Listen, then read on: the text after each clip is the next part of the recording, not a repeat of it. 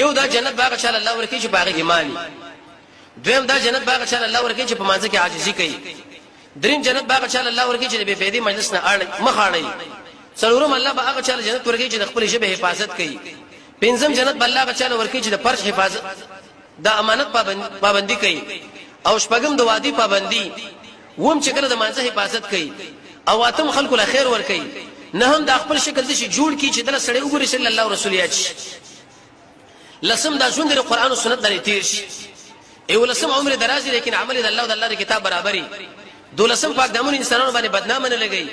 او د لسم د دوستانو مابین کې جدایي نه راولي